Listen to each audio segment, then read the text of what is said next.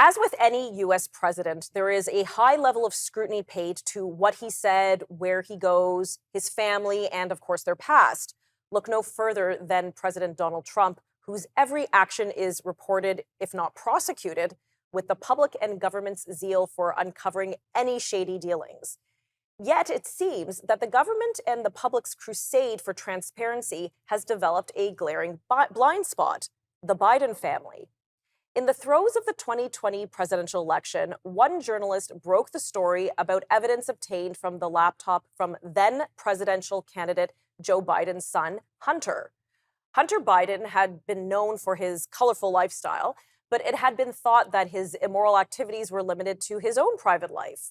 Known infamously as the laptop from hell, the evidence obtained from Hunter Biden's laptop showed direct links to questionable business dealings by Hunter, using his father's position as then vice president to grease the wheels and, in some cases, getting a cut for the big man. But what's perhaps even worse, there seems to have been collusion between the intelligence community, social media, and legacy media to suppress and even discredit the laptop story, often under the guise of Russian disinformation. So, was this story actually suppressed? Who decided that? What exactly is on that laptop, and how will this impact the coming presidential election? Well, joining me now to unpack it all is the woman herself who broke the Hunter Biden laptop story, Emma Jo Morris, former deputy politics editor at the New York Post and current politics editor at Breitbart. Thanks for coming on. I appreciate your time here. Thank you. Thank you so much for having me. It's nice to be on a Canadian broadcast. I feel like I'm at home. Yes, because you are actually Canadian.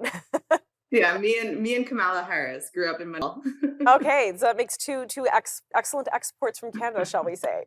Okay, so this is obviously a very huge story. So, I mean, let's just start from the beginning. How did this all happen? How did you get in possession of evidence from Hunter Biden's laptop?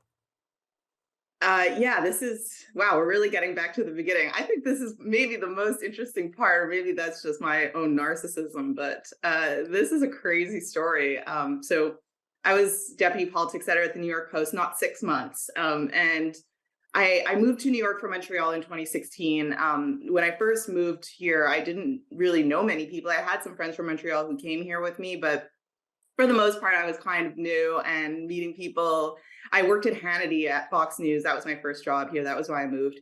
And I made friends with this guy named Vish, and he was a son of Indian immigrants, not in politics. Just we had similar kind of opinions about things, and he liked politics as a hobby, but he was just this person who kind of knew people who were going in the same circles as the people who I knew at Hannity, and I connected with him, and we became fast friends.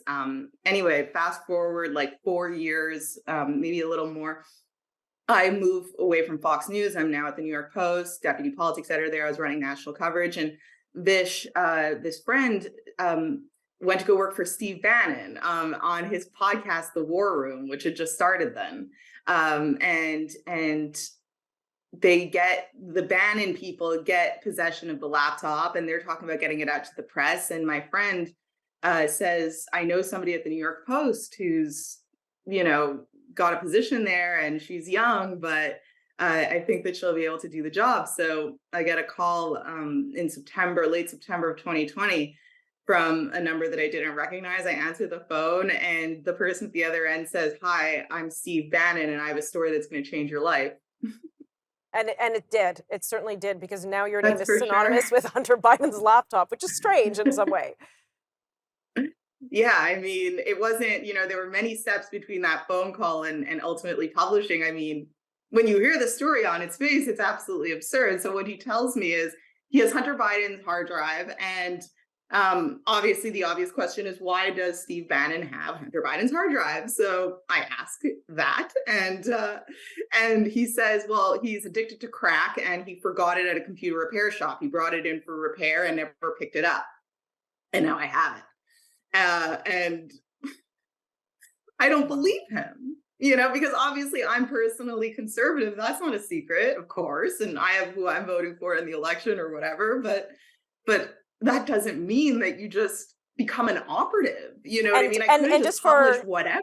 No, absolutely. And So just for context, this is mere 2 months away before the federal election. hmm, We got to pause for commercial. We'll be right back.